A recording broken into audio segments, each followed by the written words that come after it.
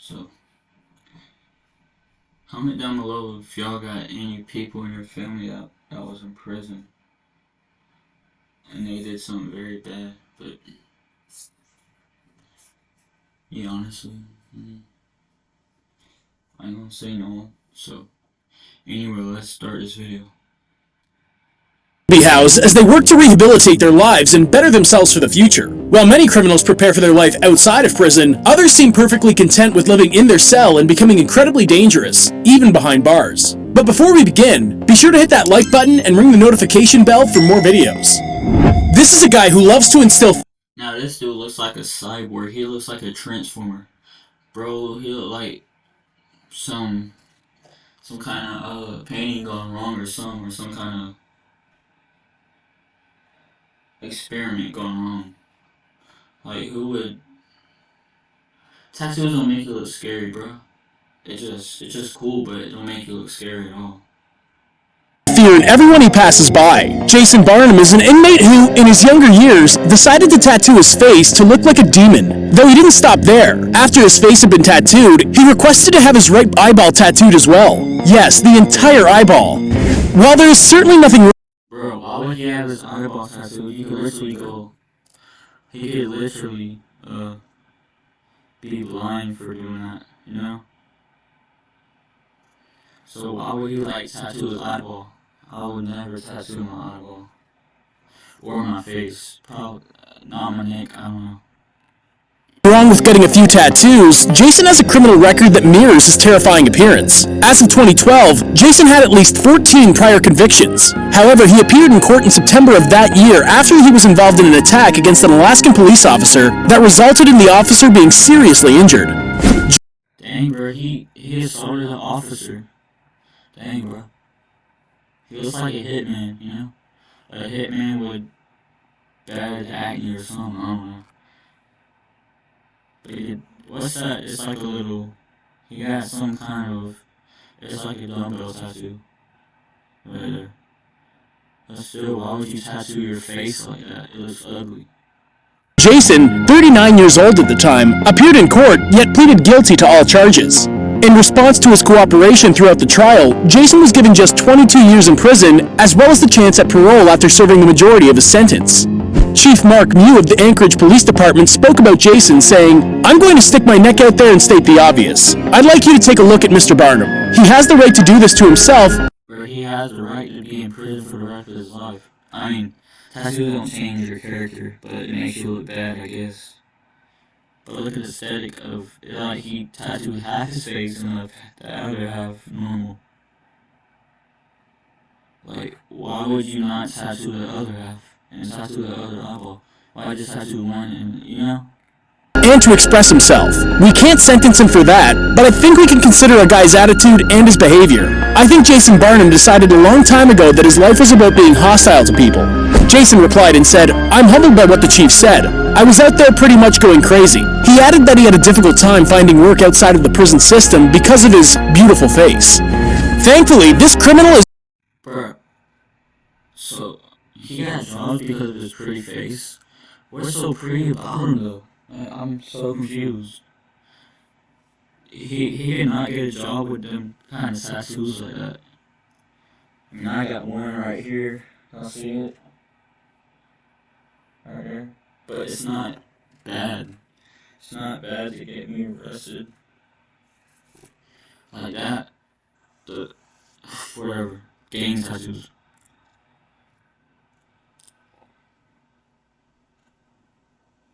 is no longer walking the face of the earth, having paid the ultimate price for his crimes in February of 1994. Andre Chicotilo, better known as the Red Ripper or the Butcher of Rostov, is a man who terrorized the streets of Russia. But where does he butcher? Does he butcher meat or something? Does he butcher animals? He's that kind of butcher? Like, what the hell, bro?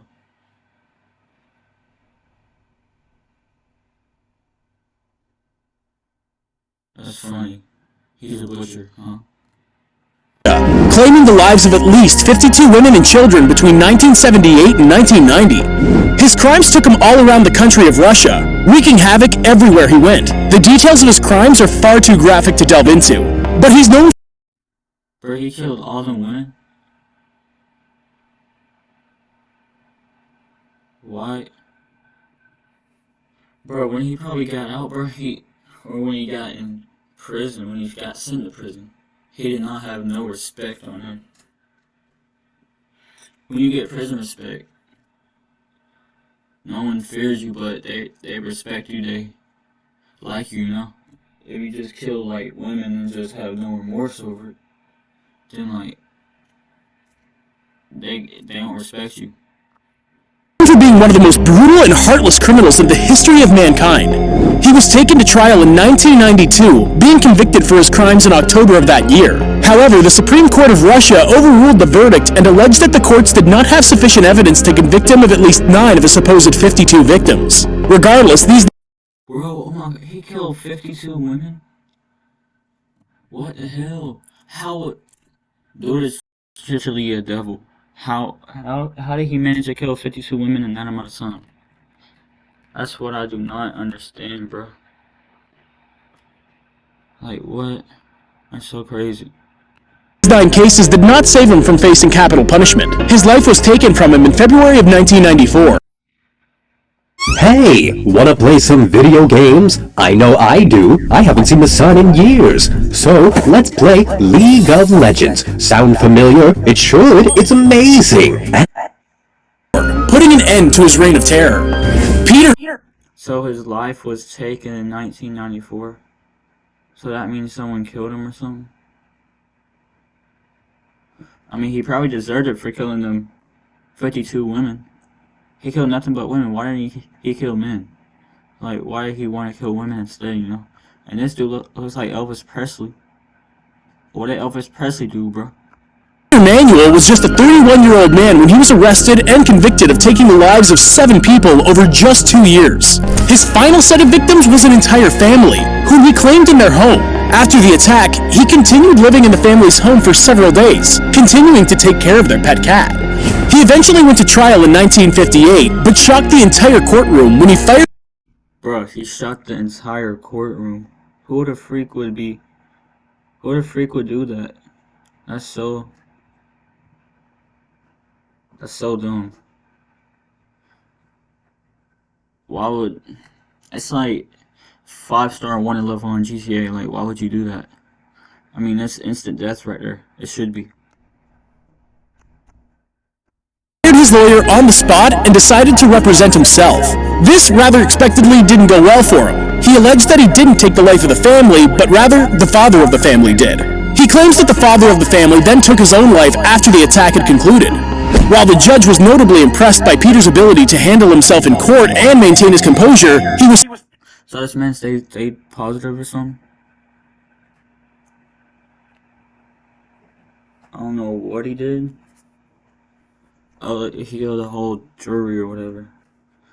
But still, like, why is the question?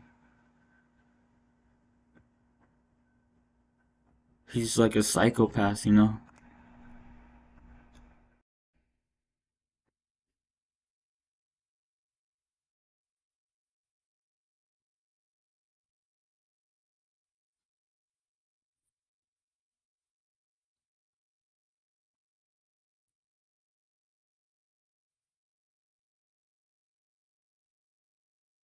still found guilty.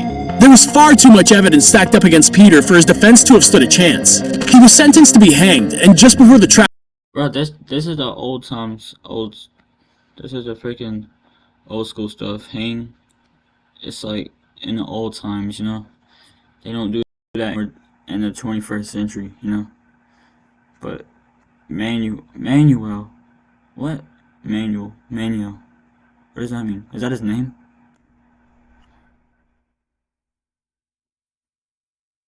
Trapdoor dropped, he stated, "Turn up the radio and I'll go quietly." From 1989 to 1990, Eileen Wuornos is known to have taken the lives of 7 men, all by a single shot delivered at point-blank range. While working as a street worker, Eileen claimed that each of these men assaulted her. So she would have to kill one like every 3 months or something, basically, in order for her to do it in 2 years, right?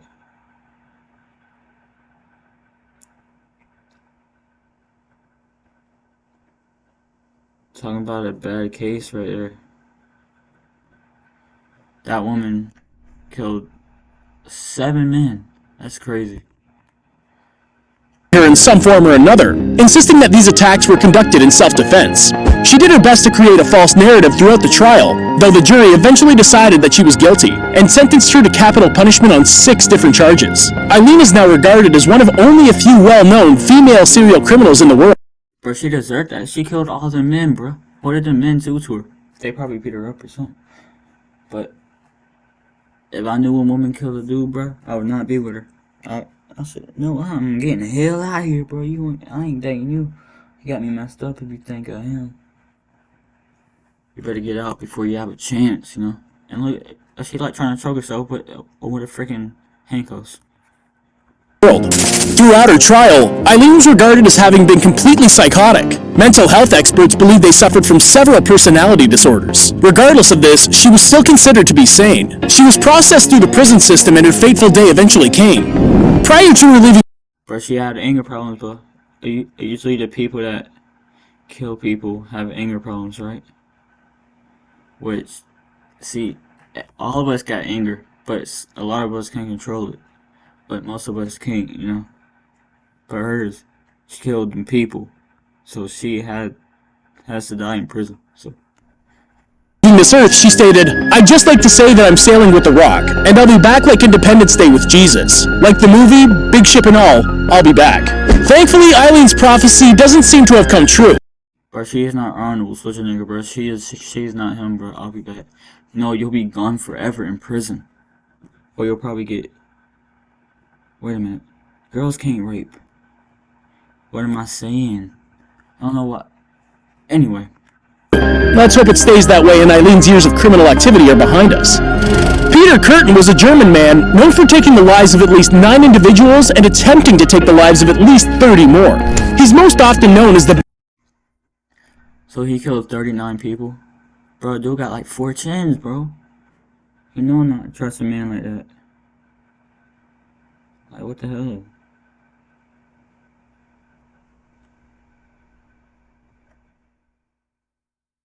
Like, why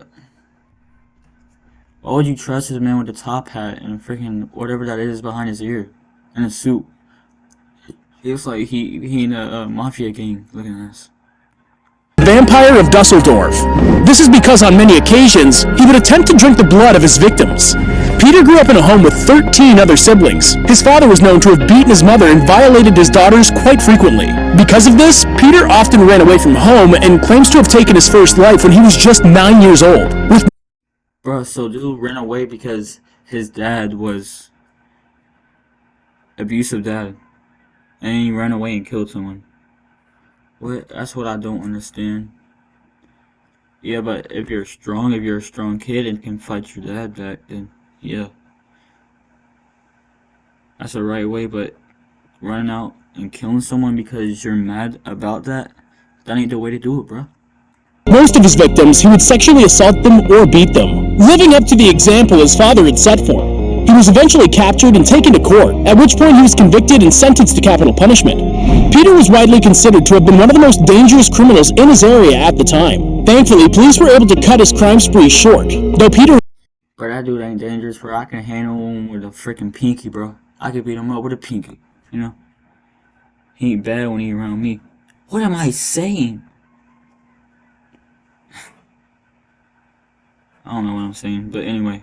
That dude was a crazy dude, bro. He should have died. He should have got hanged or something, you know? Had already inflicted endless pain on countless families across the country. While his days are finally over, his impact remains on the friends and loved ones of his innocent victims. Richard Cobb was just 18 years old when he committed his first crime, a crime worthy of capital punishment. I like how they got that prop body right there. It's probably not even a real body. But, so he committed his first crime when he was 18. That's crazy, bro. Why would you commit a crime? You're literally killing your brothers and sisters, you know? Like, it's not right, bro. He was was a high school dropout who, along with an accomplice, robbed the convenience store and abducted 3 people who worked at the store. Richard stole one of the workers' cars and drove the group to a pasture where he violated them and attacked them. He took the life of the male worker first, leaving the 2 females remaining. Though in a strange turn of events, he left the females in the field, assuming they would pass away naturally. Bro, dude is a sick dude, bro. All these people in here are sick as hell. I would not trust any of them people, you know.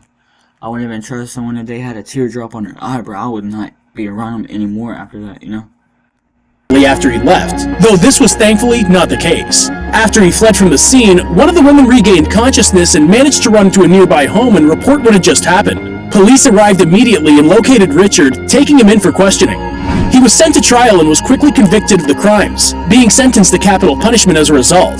Just before he passed from his injection, he uttered, "Life is death, death is life." Life is death, that's his life. It don't matter because you're dead. Why are you looking at me like that, bro? Oh, you wanna fight some? Oh, you're already dead. Shoot, I forgot. Still, I got no remorse of people that killed other people unless they did it for a good reason because they hurt some, and then they seen him and then they shot him in the head. But anyway, it's the only way I would show remorse for someone. Life is too short to harbor feelings of hatred and anger. He shocked the room when he thanked the warden for removing him from this world. The onlookers say that he showed no signs of remorse up until the moment he passed away. Jeffrey Dahmer was yet another American. Okay, bro, mad scientist, nerd, freaking book, freaking Einstein, freaking next inventor, billionaire, trillionaire, long hair in there, freaking. Why did you turn from smart to dumb, bro? He literally turned from smart to dumb, and he changed his eye colors too. Wait, that looks nothing like that dude. I swear. He might be short too. I could beat him up. Serial criminal who committed unspeakable acts against young men and boys. Jeffrey was one of the world's most despised humans at the time of his reign. He carried out vicious, violent attacks against innocent victims and seemingly showed no remorse for his actions until his trial began. What separates Jeffrey from many other criminals is that he was not satisfied with simply taking their lives. So he was not satisfied taking them people's lives? That's so dumb. Wait, why wouldn't no one be set? Bro, why are they showing meat on here, bro? Get that off here. You're making people hungry. Well, I already ate at church, so. Y'all dumb, bro, for putting this meat on here. Anyway. He would continue to use their bodies for pleasure after they had passed away, proceeding to consume some of his victims. When police finally located Jeffrey and entered his home, bro, he's a manable. A manable freaking people that eats other people. But still, if the cops didn't get him, he would have probably died from diseases. You know? Dude would not live if he ate someone, you know? Like, why the hell would you kill your people and then eat them up? What? They could not believe the grim scene that they were met with. Dahmer was arrested in 1991, and though he was clinically proven to have been deeply affected by schizophrenia and borderline personality disorder, he was still considered to be legally sane at this trial. He was then convicted of all. One thing I had to admit about this dude, he looked good. He got the same hair curls as me, but I got different hair color. But he got the same hair as me, but his hair is blonde. Law. Lot.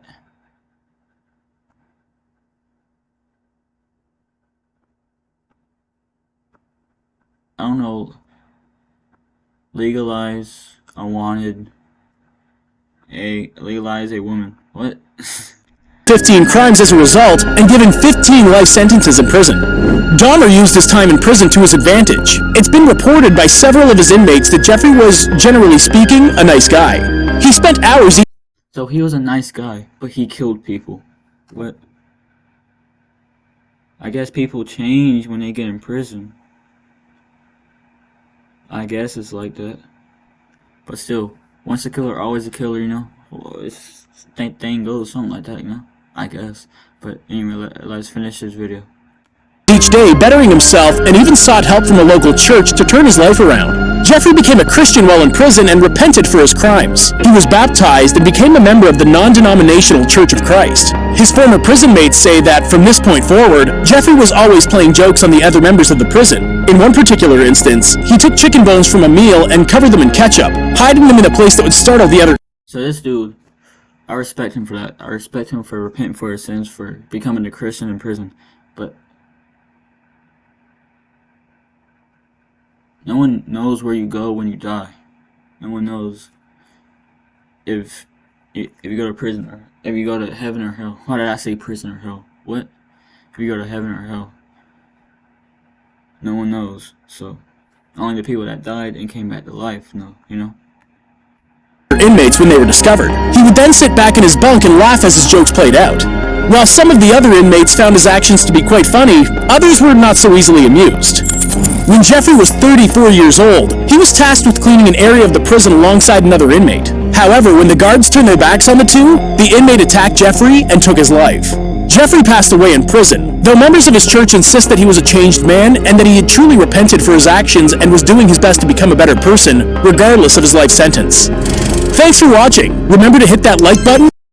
Anyway, that was a video. 3 seconds left. That was a video. Hope y'all enjoyed. Like, subscribe, hit that bell, share it to your friends, like it, freaking subscribe, do everything you possibly can. Remember, I need out of here.